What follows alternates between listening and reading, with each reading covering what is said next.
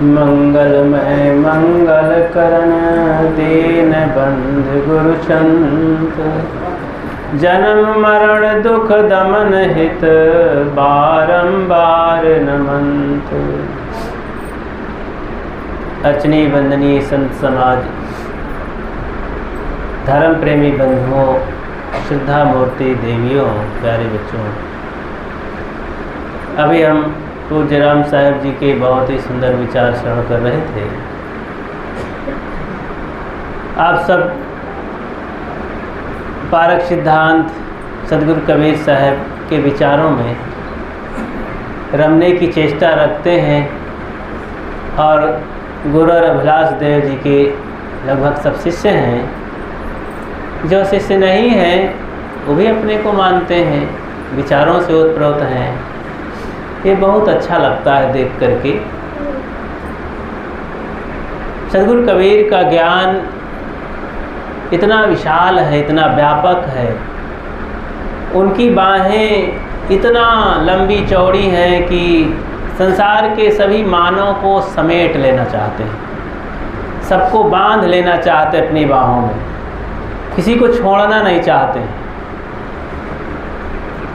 इतना ज्ञान उनका साफ सुथरा और कल्याणकारी है। हृदय तो उनका विशाल है,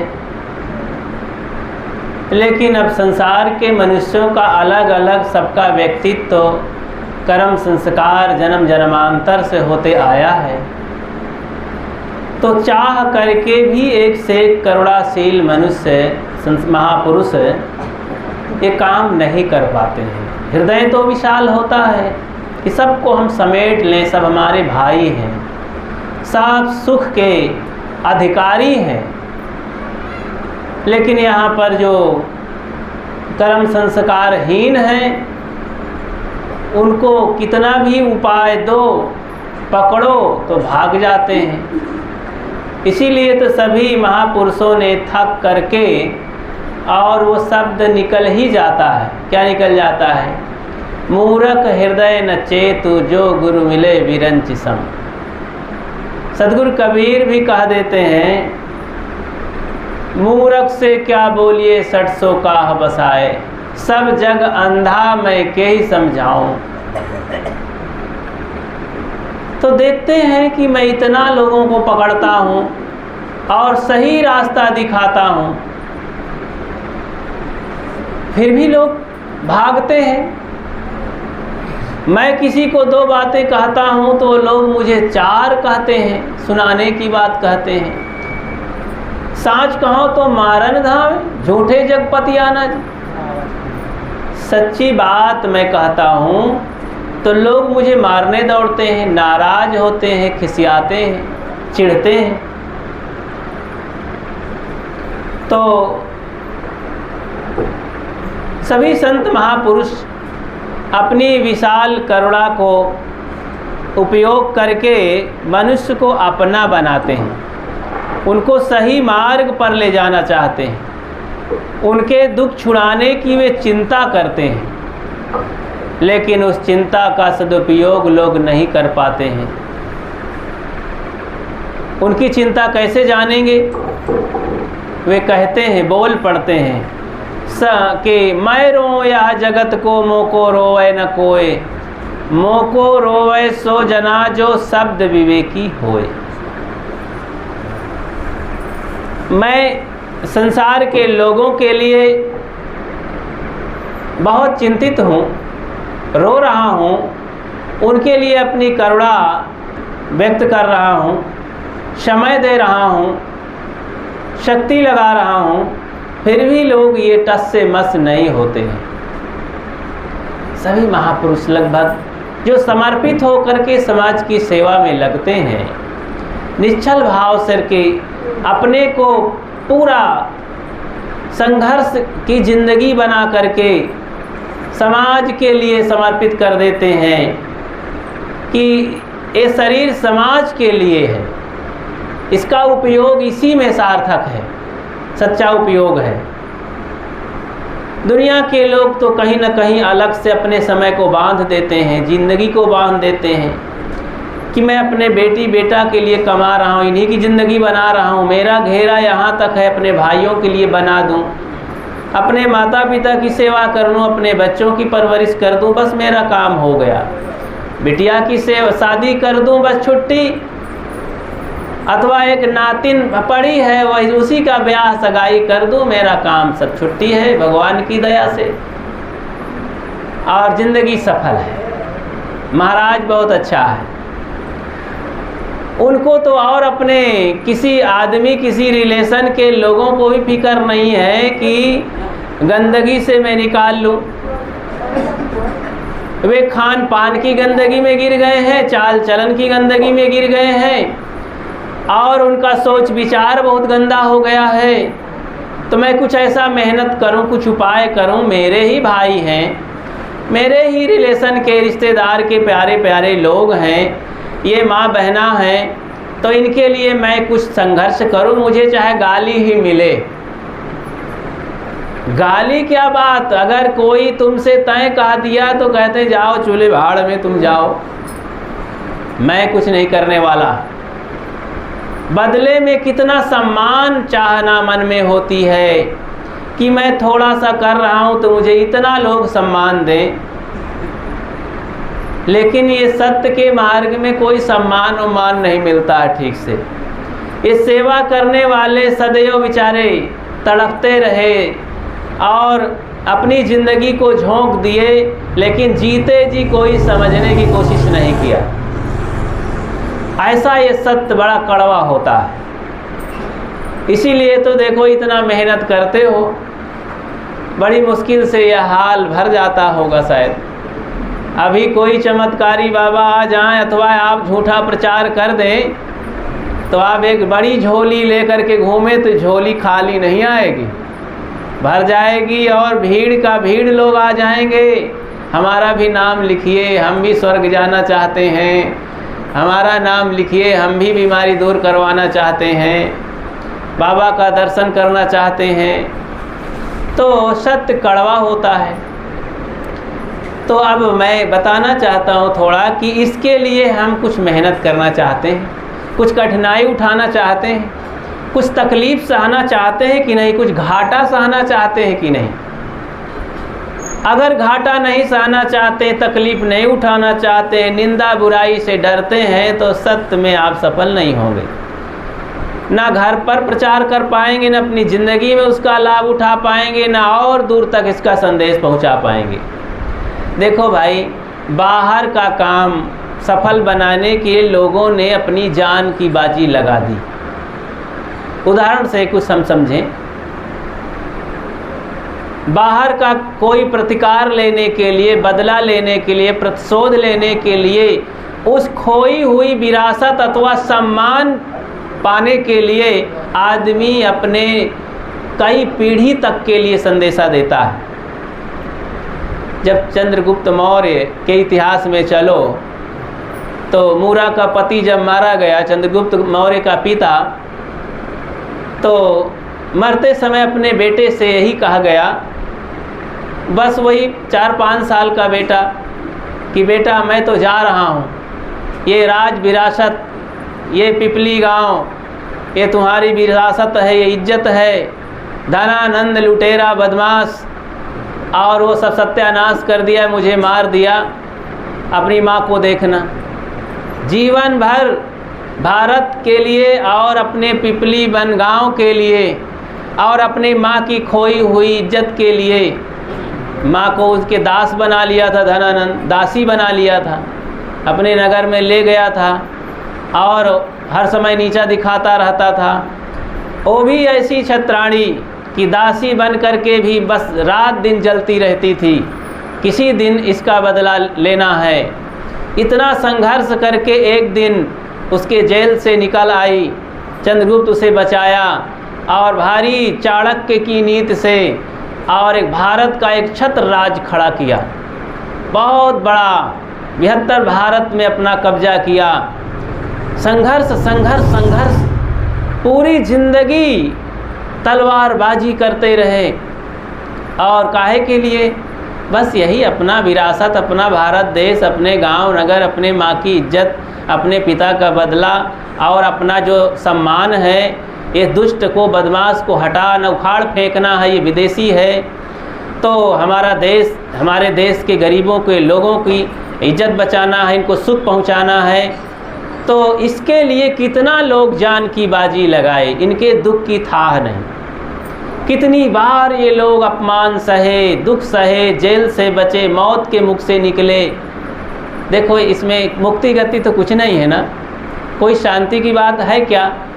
ये भौतिक क्षेत्र की उपलब्धियां हैं सब, शारीरिक जीवन का सुख है, ये मन का सब खेल है, लेकिन इसमें न कोई गति है, न मुक्ति है, न सद्गुण है, न सदाचार है। तो एक भौतिक क्षेत्र के व्यवहार के ये सब मजबूतियां हैं, धन दौलत है, विरासत है, गांव नगर की इज्जत है। और हम देखें कि आप सुने होंगे कोई हिमालय पर चढ़ गया है। हिमालय पर चढ़ने वाला कितनी मेहनत किया था, अंदाज़ा लगाएं। 1000 फीट की ऊंचाई पर चढ़ने के लिए आप गए होंगे कहीं, शायद मैहर गए होंगे, विंध्याचल गए होंगे, इधर और कहीं नेपाल अथवा और पहाड़ियों पर गए होंगे। तो पहाड़ी पर चढ़ने में कितनी मेहनत पड़ती है। अब हिमालय भारत का सबसे ऊंचा, दुनिया का सबसे ऊंचा वो पर्वत है, एवरेस्ट की चोटी, और कई मील ऊंचा है। अब उस पर मन बना लिया कोई सूरवीर कि मैं चढ़ूँगा, देश बना लिया कि कोई तो चढ़े, झंडा गाड़े, मेरे देश का नाम हो। सरकार भी चाहती मेरा कोई आदमी चढ़े, उसका नाम हो। सभी लोग अपना नाम चाहते हैं भौतिक क्षेत्र में भी। तो वो जब चढ़ा तो कितनी मेहनत किया। जब वो चढ़ रहा था, अरे यहाँ की एक तो लड़की चढ़ी है, उसके दोनों पैर नहीं थे, वो बनावटी पैर लगवा करके पहले संघर्ष किया, ट्रेन में उसका पैर कट गया था और हिमालय की चोटी पर वो चढ़ गई थी। बनावटी पैर लगवा करके पहले यहाँ संघर्ष किया, अभ्यास किया दौड़ने का, चलने का। और जब चढ़ रही थी, कितने सामान लेकर चढ़ना पड़ता है, ऑक्सीजन वगैरह और भी खाने पीने की चीज़ें, और उनके अलग जूते चप्पल होते हैं, कपड़े होते हैं कि वहाँ बर्फीली जगहों में, तेज़ तीरदार हवाओं में, बिना ऑक्सीजन की जगहों में चलना पड़ता है। ऊंचाई पर हर समय मौत से खेलना पड़ता है। रस्सियाँ फेंक करके, कांटे गाड़ करके कहीं लटक के चढ़ना है, कहीं घसीट के चढ़ना है, तो अंगुलियां सड़ जाती हैं पैरों में, पैरों की, बर्फ़ में चलना है। तो इस तरह की कठिन विषम परिस्थिति में हो करके भी हिमालय पर चढ़ करके झंडा गाड़ दिया भारत का। रास्ते में कई 20 लाश दिखाई पड़ी कि वो आदमी मरा हुआ है। बर्फ़ में सड़ते तो है नहीं, सब मर करके पड़े रहते हैं। तो लाश देख करके साथी लोग कांप गए, कितने तो बेहोश करके गिर गए, कितनों का हार्ट अटैक हो गया। लेकिन जो हिम्मत वाला है आगे बढ़ता रहा, आगे बढ़ता रहा। वो लड़की ही चढ़ गई, उसके पहले तो और कई लोग चढ़ गए थे, बिना पैर की लड़की चढ़ गई। देखो साहस और हिम्मत। हम अपने धर्म अध्यात्म की क्षेत्र में जन्म जन्म का खोया हुआ धन, खोई हुई विरासत के लिए नहीं संघर्ष कर सकते हैं क्या? अरे इसके लिए बीड़ी पान तमाकू क्या, सारी दुनिया की उपलब्धि को खोना पड़े, छोड़ना पड़े तो छोड़ देने के लिए तैयार हो जाना चाहिए। थोड़ी थोड़ी चीज़ों के लिए लोग डरते रहते ना महाराज। अरे गंदी गंदी चीज़, बीड़ी पान तमाकू, भूत प्रेत, जादू मंत्र, टोना टोटका, ये सब गंदगी है, ये सब कीचड़ है, दलदल है। इसमें से पैर नहीं उठाएंगे तो फंसे रह जाएंगे। इनसे हट करके ऊंचाई पर चलें, सूखे चट्टानों पर चलें, जहाँ पर पैर नहीं फंसते हैं। नई नई राह दिखाती है, नई राह मिलती है जहाँ पर कोई खतरे नहीं हैं और हमारी मंजिल सुखद हो जाती है। वो विवेक का मार्ग है, सद्गुरु संतों का मार्ग है, सद्गुरु कबीर का मार्ग है। ऐसे पथ में चल करके हम सुगम मार्ग से होकर अपने तक पहुंच सकते हैं। मैं याद कराना चाहता हूँ कि भौतिक क्षेत्र में कितनी बड़ी बड़ी कठिनाइयाँ लोग सहते हैं। जब नई दुनिया की खोज है, अमेरिका की खोज करने वाला कोलंबस जब चला तो कितनी कठिनाई सहा है वो।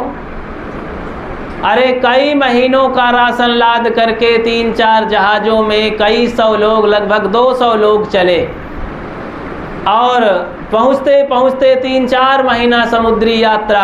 आप किसी नदी, गंगा यमुना जब पार किए होंगे तो जब बीच दरियाओं में पहुँचते हैं, अगर तूफ़ान आ गया, तेज़ी से लहरें आने लगी तो धक धक भीतर होता है कि गई नाव, पलट गई। अब समुद्र की यात्रा अथवा समुद्र को लोग देखे होंगे कि बड़ी बड़ी लहरें उठती हैं, और उसमें तो 15 दिन में ज्वार भाटे आते हैं, जो 20-20, 25-25 मीटर की लहरें उठती हैं, फीट की लहरें उठती हैं। तो अब उसमें नाव स्टीमर चलते हैं, और जहाँ की कोई बचाने वाला नहीं है, कोई उपाय नहीं है, तो सैकड़ों किलोमीटर बीच दरियाओं में, हजारों किलोमीटर बीच में वो बह रही है नाव, तैर रही है।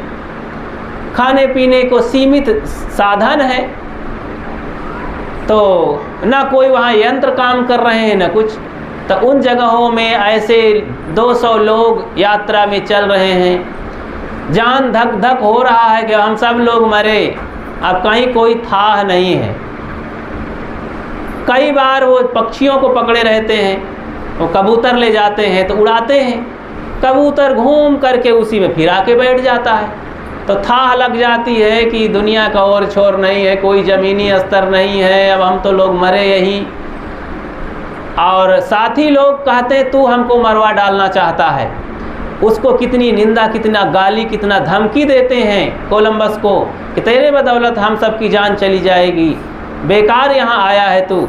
सबको समझाता है, हाथ भी जोड़ता है, हिम्मत भी देता है, और धमकाता भी है कि तुम ऐसा करोगे तो मैं डुबा दूंगा सबको। लोग डरवाता भी है, साम दाम दंड भेद अपना प्रयोग करता है, और स्वयं दुविधा में भी रहता है कि पता नहीं, हो सकता मैं सभी लोग मर जाएंगे। ऐसा करते करते साहस नहीं छोड़ा, और फिर कबूतर अंतिम में उड़ाया। कबूतर चला गया, फिर लौट के नहीं आया। बड़ी हिम्मत आ गई कि लगता है अब हम सफल हो जाएंगे। सवेरा होते होते 2-4 घंटे जहाज को चलाए, और अंतिम में अमेरिका की धरती दिखाई देने लगी, और सब लोग नाच उठे और किनारे पहुंच गए। ज़मीन में खड़े होकर के सब गले मिलते हैं, प्रेम से रोते हैं कि जान बच गई और हम सफल हुए। देखो इतना घातक कार्य बोझा लेकर के इतने लोग, उसमें गति मुक्ति मिली क्या? मन की शांति मिली कि कोई काम, क्रोध, लोभ, मोह उनका निकल गया, कोई उनका मन बस में हो गया। ये दुनिया के भौतिक उपलब्धियां हैं बंधुओं। अब्दुल कलाम साहब के जीवन का इतिहास, उनकी आत्मकथा कोई पढ़ेंगे तो पाएंगे। आप स्त्रियों में मैडम क्यूरी का नाम ये देवियाँ पढ़ी होंगी। मैडम क्यूरी एक रेडियम की खोज, जो चमकदार घड़ियों में लगा रहता है, चमकता है जो रात को, उस चीज़ की खोज उसने करने के लिए कितने ट्रक मिट्टी चलना से चाल करके, पानी में उबाल करके और झाड़ डाला था छन्ना से। कितने ट्रक मिट्टी कचड़ा रेडियम की खोज करने में, कितना धन खर्च कर दिया था, कितनी बुद्धि खर्च कर दिया था, कितना परेशानी उठाया था, कितनी बार रो दिया था, लेकिन हारी नहीं। अंतिम में बड़े बड़े वैज्ञानिक उसके पास सीखने आए जब सफल हुई तो इस तरह से नर नारियों में भौतिक क्षेत्र में कितनी बड़ी बड़ी कठिनाइयाँ, और महीना 2 महीना 3 महीना नहीं, वर्षों वर्षों कठिनाई को सहते रहे।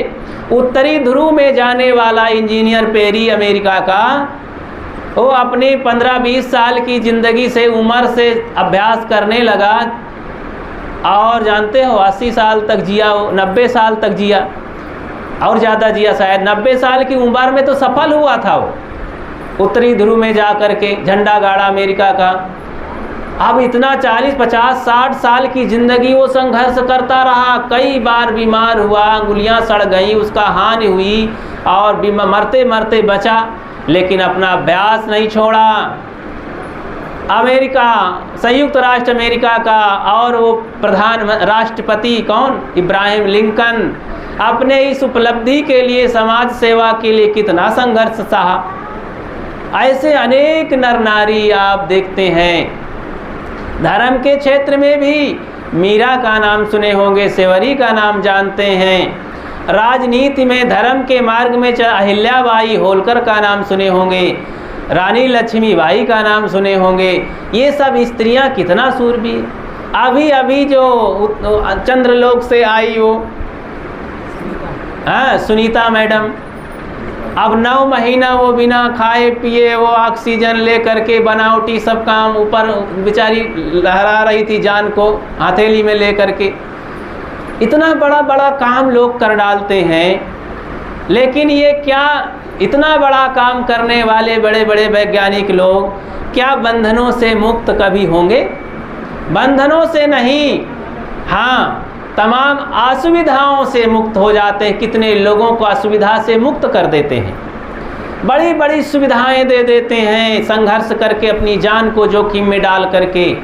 जैसे दवाइयों की खोज डॉक्टर लोग करते हैं, अपनी दवाइयों की खोज में कभी कभी जान को जोखिम में डाल देते हैं, प्राण भी दे देते हैं, लेकिन खोज करके सिद्ध करके हजारों करोड़ों लोगों की जान बचाने के लिए भी, बीमारी दूर करने के लिए भी वो सक्षम हो जाते हैं। इतनी बड़ी बड़ी सेवा करते हुए भी वे अपने बंधनों से मुक्त नहीं हो सकते। आवागमन के बंधन से, संसारिकता के बंधन से, और ये काम क्रोध लोभ के बंधन से, मोह माया के बंधन से मुक्त नहीं होते। बंधुओं, जब इतना संघर्ष लोग कुछ दिन के सुख के लिए, नाम के लिए, मेहनत के लिए करते हैं, सम्मान के लिए करते हैं, कि हम लोग भक्ति भजन साधना जानते हैं कितने बड़ा काम है ये जन्म जन्म से मुक्त होने के लिए, जन्म जन्म के बंधनों को तोड़ने के लिए, जन्म जन्म की फांसी काटने के लिए, जो पीछे बड़े बड़े डकैत लगे हैं इनको मार डालने के लिए, बड़े बड़े दुश्मन सदा से हमारे धन को लूट रहे हैं, उनको मार डालने के लिए ये उपाय है जो हम सब लोग भक्ति भजन कर रहे हैं। मन इंद्रियों का संयम, संत गुरु की सेवा, सदगुरु कबीर के विचारों पर चलना, आत्मज्ञान प्राप्त करना, जड़ चेतन का बोध प्राप्त करना, और ये बीड़ी पान तमाकू गांजा धतूर अंडा मांस मछली भूत प्रेत देवी देवता गंगा गढ़ही गोबर माटी, ये जो त्याग करने का सिलसिला है ना, ये वैज्ञानिक लोग भी फेल हैं। ये बड़े बड़े धुरंधर इंजीनियर प्रोफेसर नेता इस काम को करने वाले नहीं हैं, इतना लाभ कमाने वाले नहीं हैं जितना लाभ हम लोगों को मिल रहा है। इसकी पहचान सांसारिक लोग बहुत नहीं कर पाएंगे। इसलिए संघर्ष करो, मेहनत करो, कभी मेहनत से घबराओ नहीं। कभी कोई कठिनाई आ जाए तो घबराओ नहीं कि क्या बताएं, भक्ति में तो कबीर पंथी होने में बड़ी मेहनत है भाई। बताओ, लोग डरवा देते हैं फट से, अरे तुम भगवान को नहीं मानते इसीलिए बीमार हो, ले डर गए हो, अब भगवान को मानो, नई बीमारी बनाओ। एक ने कहा आप दुबले पतले हैं, अंडा नहीं खाते हैं इसलिए। तो जितने दुबले पतले हैं सब लोग अंडा खाने वाले, ये काहे नहीं हो जाते हाथी की तरह। ये सब बकवास की बातें हैं, झूठाई है। ये व्यापारी लोग अपना धंधा करते हैं, संडे हो या मंडे रोज़ खाओ अंडे। ऐसे मछली बेचने वाले, मांस बेचने वाले, अंडा बेचने वाले, ये धंधेबाज लोग ये पाप पुण्य से डरते वरते नहीं हैं। कुछ भी बोल जाओ, झूठाई। कोई आप बैलहाई बाज़ार में जाओ, पहले जाते रहे होंगे, तो कुछ लोग दलाल होते हैं, कितना झूठ बोलते थे। अब वकीलों को देख लीजिए तो झूठ की रोटी ही खाते हैं। आप कचहरी में चले जाइए और वहाँ तो भाई पूरा रमन्ना, पूरा कागजात, वो सब झूठाई में ही बनता है। वहाँ तो सच्चाई की बात करेंगे तो कहेंगे चले जाओ अपने घर, परेशान हो जाओगे, तुम्हारा काम नहीं होगा। जो हम कहते हैं उसी को मानो, उसी में उनको कमाना धमाना है। तो बाहर ये सब नाटक कर लें, लेकिन ये सब भक्ति के क्षेत्र में, बंधनों को तोड़ने के क्षेत्र में कोई काम आने वाला नहीं है। तो खूब लोग अपने पैर में कुल्हाड़ी मारते हैं, चाहते हैं सुख। तो साहब कहते हैं चाहत सुख दुख संग न छाड़ा, चाहते हैं सुख लेकिन दुख का मार्ग नहीं छोड़ते हैं। अब भाई बड़ा बढ़िया सब हलवा पूड़ी खाना चाहते हैं और निकम्मे बने रहना चाहते हैं, पड़े रहना चाहते हैं बिस्तर पर, बड़ा सुखाध्यासी हैं, कैसे काम होगा आखिर? ऐसा कोई शॉर्टकट है क्या? हम अपने बच्चे को बड़ा बनाना चाहते हैं, खूब धनी बनाना चाहते हैं और मेहनत नहीं कराना चाहते हैं, बस बिस्तर पर लेटे रहने देना चाहते हैं, पढ़ाना नहीं चाहते हैं, अध्यापकों से बैरी बने हैं हम।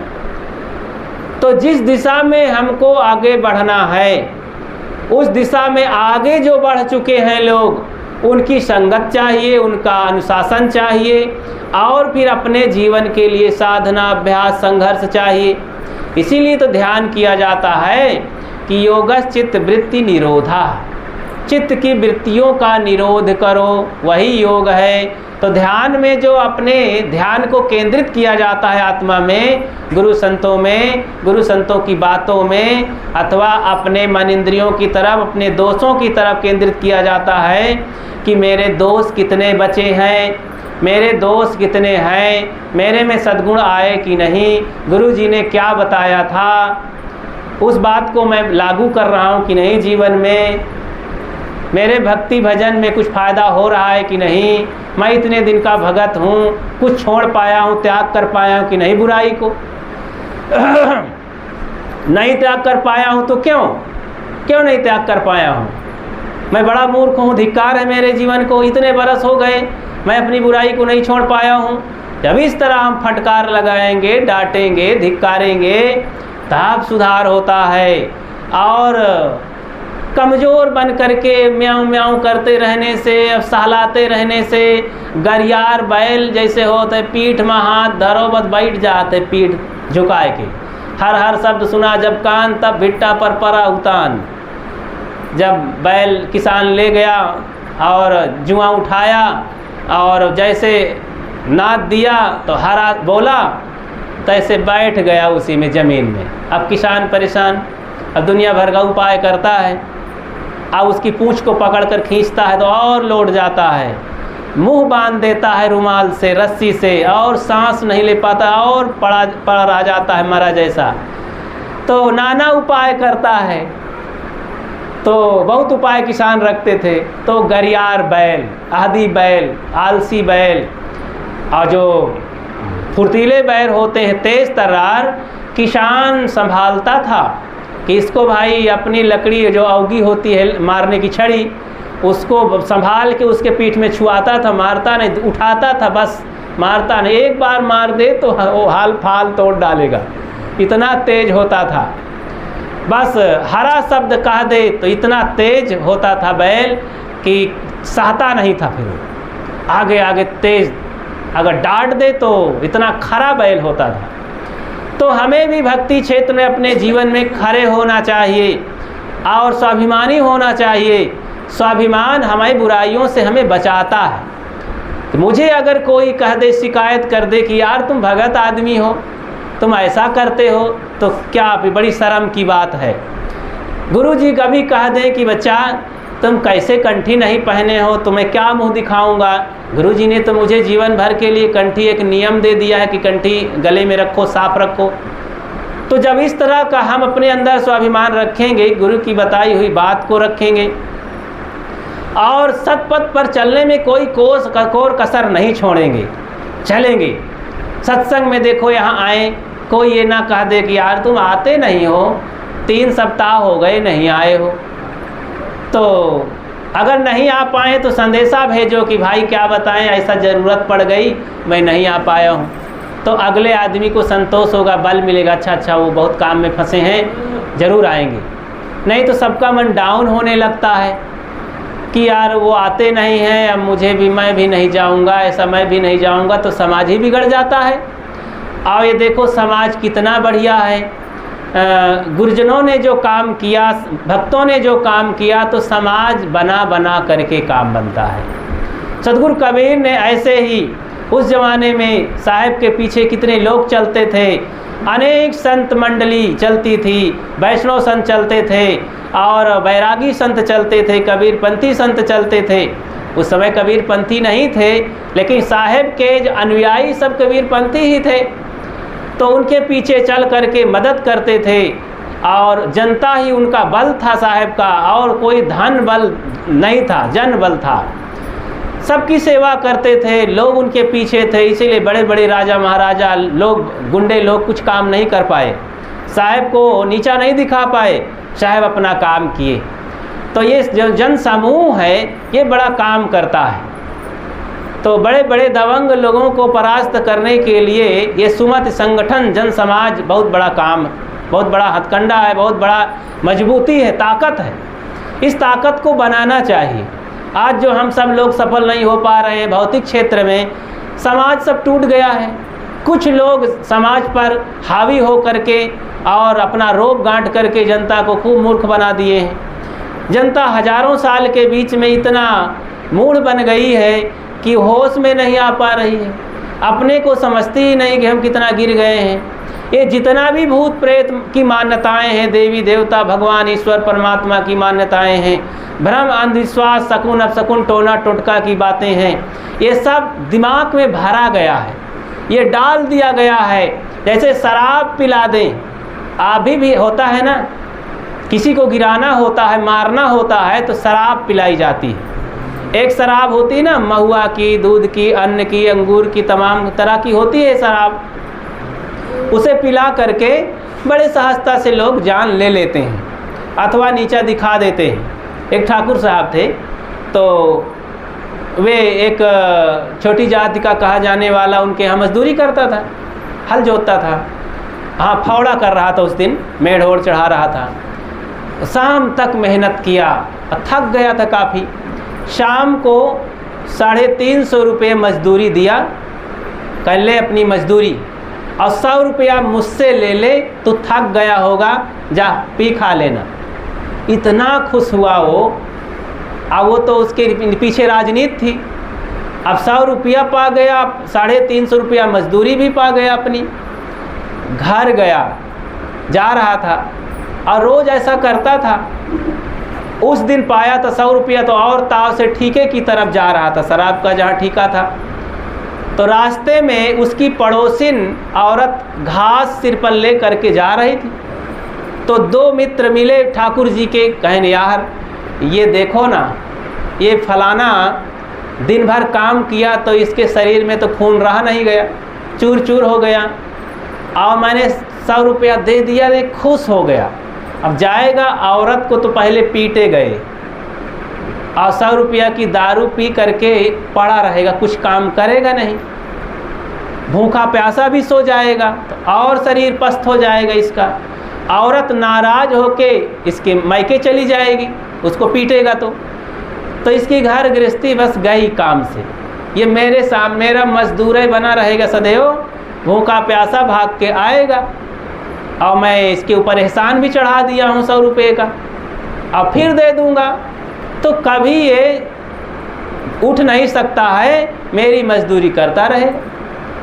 ऐसा सुना तो वो औरत जा करके अपने मोहल्ले में हल्ला की कि कोई भी इसके मजदूरी में नहीं जाना है, ये आदमी हम लोगों के साथ बहुत बड़ी साजिश करता है, हमारे लोगों को शराब पिला पिला करके नीच बना देता है, निकम्मा बना देता है, और धन सब प्रकार से इज्जत मर्यादा हरण करता है, हमारी बहन बेटियों को घर से भगा देता है। तब वो हल्ला किया गाली दे दे करके। तो ये तो जब कानों से सुनी तब समझ पाई, बिना सुने ही समझना चाहिए कि हमारे साथ कितनी बड़ी बड़ी साजिश हुआ करती है। भौतिक क्षेत्र में कभी उभरने नहीं देते हैं लोग, ऐसी चालाकी, ऐसी बेईमानी होती है गरीबों के साथ। बड़ी बड़ी राजनीति लोग बड़े लोग कर देते हैं, इसलिए हमको स्वयं उठना होगा। कर वहियाँ भले अपनी छाड़ बिरानी आस, जाके आंगन नदिया बहे सोकस मरे पियास।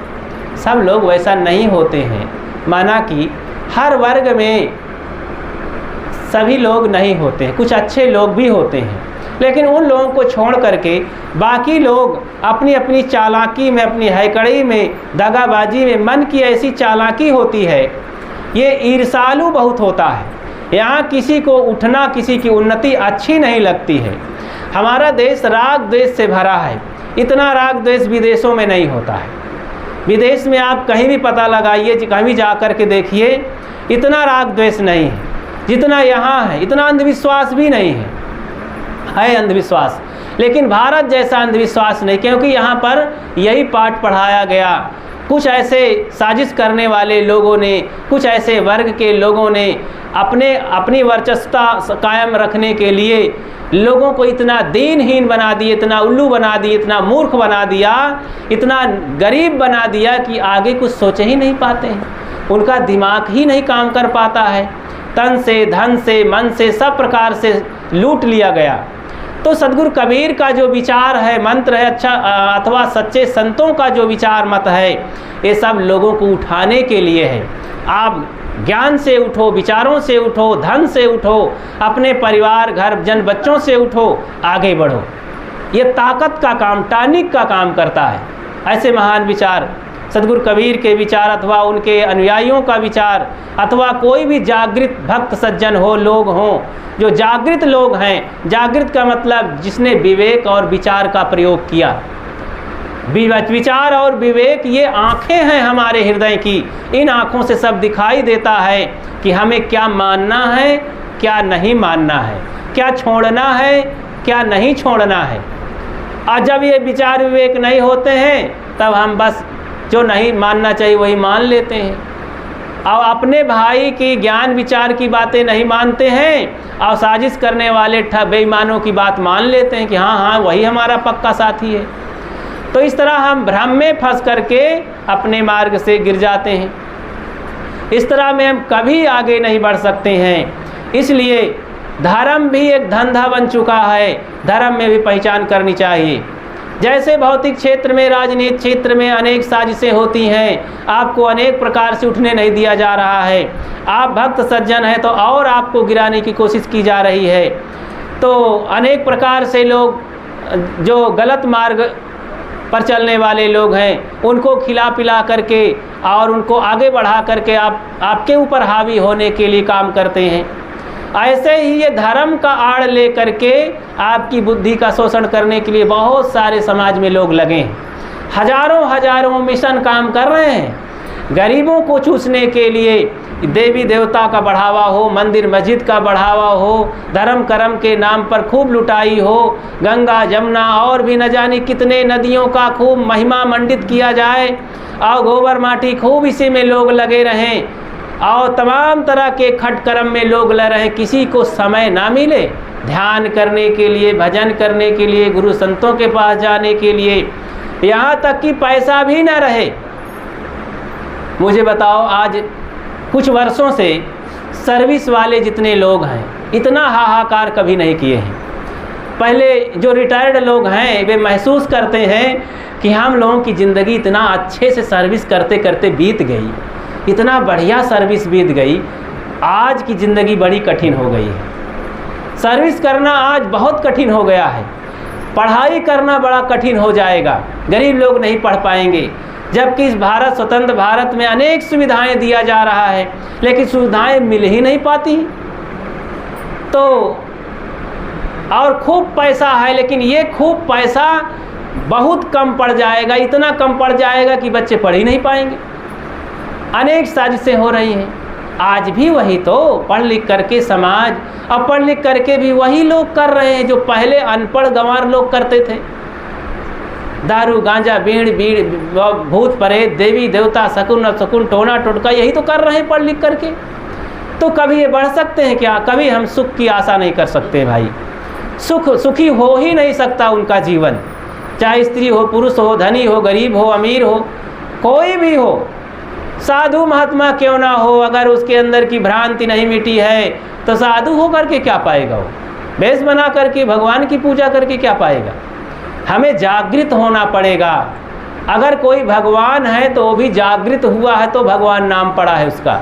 कोई संत विशेष महान हुआ है तो जागृत हुआ है, जगह है किसी क्षेत्र में, तब उसका नाम आगे आया है, ऊंचे आया है। तथागत बुद्ध को देखिए, सदगुरु कबीर को देखिए, ऐसे नानक, दादू दरिया, घीसा, पलटू, जगजीवन, मीरा, सेवरी, अनेक नाम हैं। लोगों ने कितना संघर्ष किया, जान को जोखिम में डाल करके, रात दिन निंदा बुराई सह करके, मारपीट सह करके, गाली सह करके, कम भोजन में और हवा पानी घास पात खा करके भी चलाया है इन्होंने। तब जा कर के आज हम लोग नाम ले रहे बड़े आदर से, हृदय से, और गला भराता है याद करके उनका। हम लोग भी कुछ मेहनत करें, घबराएं नहीं।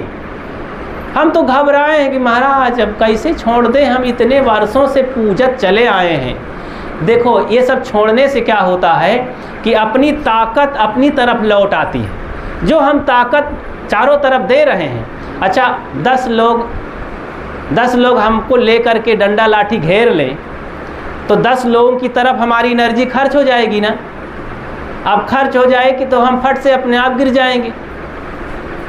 अगर एक आदमी सामने हो तो उससे तो हम घंटों लड़ सकते हैं, संघर्ष कर सकते हैं, उसको भी परास्त कर सकते हैं। तो अब 10 लोग आ गए, सब तरफ हमारा दिमाग बढ़ गया, किसकी तरफ, हमारी ताकत बढ़ गई सब, तो हम विजय नहीं प्राप्त कर सकते हैं। फिर तो क्या करना पड़ेगा, अब 10 की तरफ से हमें त्याग करना पड़ेगा, छोड़ना पड़ेगा, हारना पड़ेगा।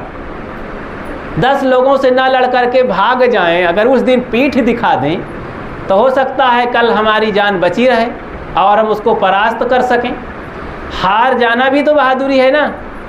इसी तरह हार जाओ, हम तो हार गए इतने दिन से, ये देवी देवता पूजते पूजते, तम्बाकू बीड़ी खाते खाते, कब तक खाएं, कोई फ़ायदा ही नहीं मिल रहा है। अब तो भाई छुट्टी हम ले रहे हैं इनसे, साहब जितना कुछ कर रहे हैं टंट घंट वाला, अब इनसे हम हाथ जोड़ रहे हैं, भैया तुम हमारी जान छोड़ो, हे गंगा माई अब तुम अपनी तरफ जाओ, बहो, बहुत नहाने वाले हैं, अब हम तुम्हारे पास आने वाले नहीं। हे तम्बाकू बीड़ी गांजा धतूर शराब मांस अंडा मछली ये सब खाने वाले दुनिया के लोग खाएं पिएं, अब हम हाथ जोड़ते हैं, तुम्हारी तरफ आने वाले नहीं। सबसे हार जाओ, तब आपके गले में सुंदर हार की माला पहनाई जाएगी, फूलों की माला पहनाई जाएगी। देखो ये संत महात्मा हार गए हैं, ये भगत लोग हार गए हैं। कोई इनको लाए कि यार लो फ्री थोड़ा से लीजिए एक गिलास, तो कहेंगे महाराज क्षमा करो, इनसे हम दूर हैं बहुत। क्षमा मांग करके ही भलाई अपनी है, तो अपनी भलाई चाहो तो सबसे क्षमा मांग लो, हाथ जोड़ लो कि हम हार गए हैं, बहुत दिन हो गया करते करते, अब हम इससे छुट्टी लेने वाले हैं। अब हम बिना किए ही, बिना इन सब से को प्रयोग किए ही सादा जीवन जीना चाहते हैं, इसी में हमको हंसी खुशी है। तो देखिएगा आपके अंदर इतनी ताकत आएगी, तब वो आत्मज्ञान फूट पड़ेगा। आत्मज्ञान ऐसा देवता है, ऐसा ताकतवर है कि क्या कहना, तब वो महानता जागृत होगी। अब इस महानता को पाए बिना ये छोटे छोटे तमाम, एक ये मुरमुरा लाई बेचने वाला, क्या कहते हैं, चावल की जो बनती है तो भूंजा, तो इसको बेचने वाला वो नमक उमक मिला करके, नमकीन मिला करके, पुड़िया बांध करके एक ठेला में बेच रहा था एक स्कूल के सामने। तो 10 पैसा पुड़िया, तो 10 पैसा पुड़िया बेच रहा था। छोटे छोटे बच्चे रहे प्राइमरी पाठशाला के, नर्सरी के, तो आके दोपहर में 10, 20, 50 बच्चे खरीद लें तो फ़ायदा हो जाता था।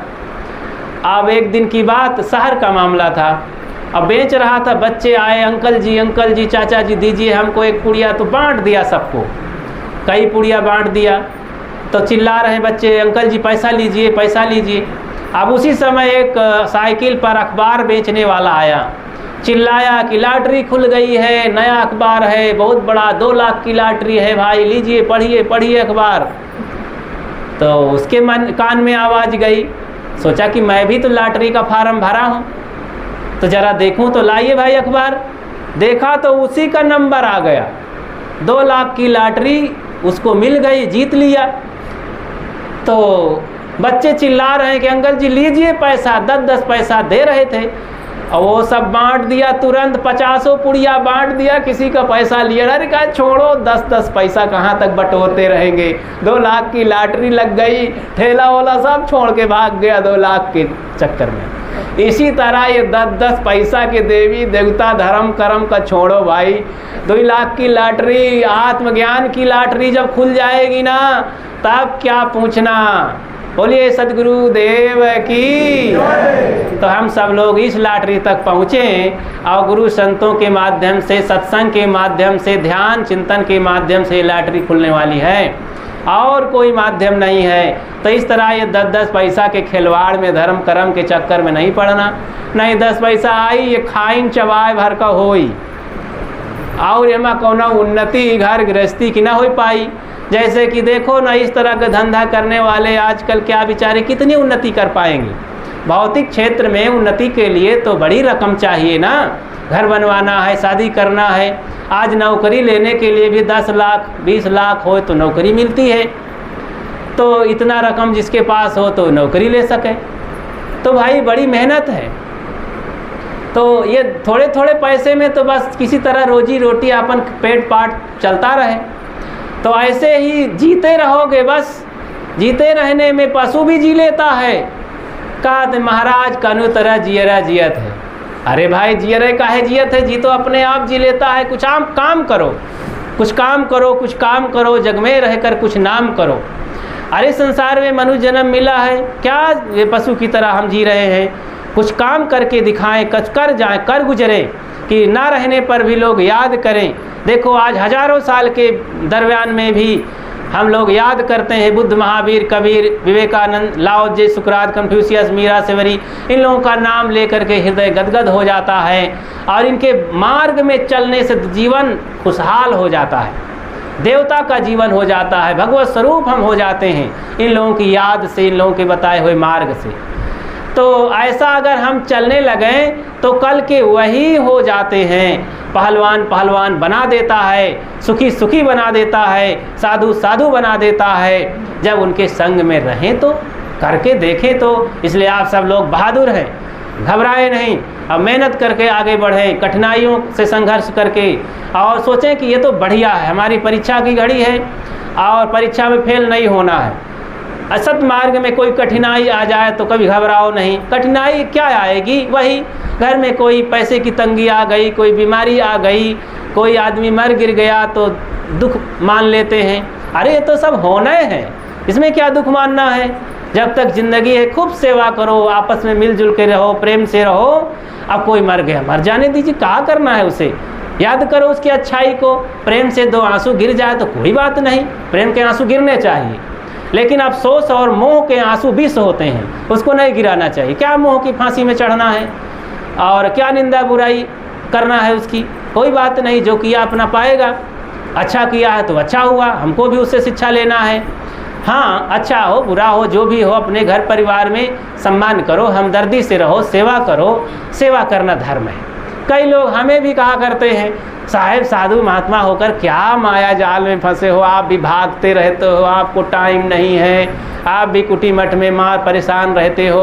हम कहते हैं भैया क्या करेंगे, ये हाड़ चाम की देही है, इससे काम ले लेते हैं, नहीं ये मर जाएगा।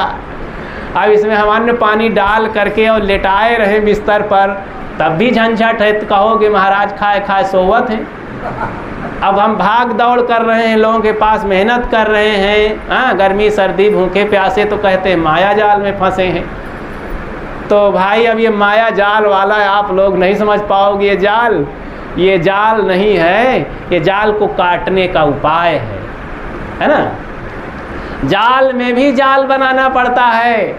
तो भाई एक जाल ऐसा होता है फंसा लेता है, एक जाल ऐसा होता है कि तोड़ देता है, एक दवा ऐसी होती कि मार डालती है, एक दवा ऐसी होती कि मारने से बचा लेती। दोनों दवाएं तो हैं ना। हाँ, तो आदमी में एक आदमी शैतान होता है, एक आदमी भगवान होता है। तो आदमियों में ही यही सब होते हैं। तो बस हमें बचाने वाला काम करना है, भगवत वाला काम करना है, इंसानियत वाला काम करना है, मुक्ति गति वाला काम करना है। सब काम करें, सुंदर सा जीवन मिला है। आप सब लोग इसमें कभी हारेंगे नहीं, थकेंगे नहीं। सब ये माताएं बहनें भी साहस रखें, अपने बच्चों को बहुओं को भी साहस देती रहें। और बाहर के तमाम देवी देवता में समय बर्बाद न करके घर में आपस में प्रेम से रहो, सहनशील बनो, क्षमालु बनो, दयालु बनो। संत गुरुजनों के यहाँ पैसा थोड़ा थोड़ा बचा करके पहुँचो, किराया भाड़ा लगा करके समय समय से 1 दिन 2 दिन के लिए, साल में 1 बार 2 बार संतों को घर में बुलाओ, कभी साल 6 महीना में बुलाओ, थोड़ा ही सही दर्शन पर्शन करके उनके पास बैठ करके ज्ञान अर्जन करो, शक्ति इकट्ठा करो।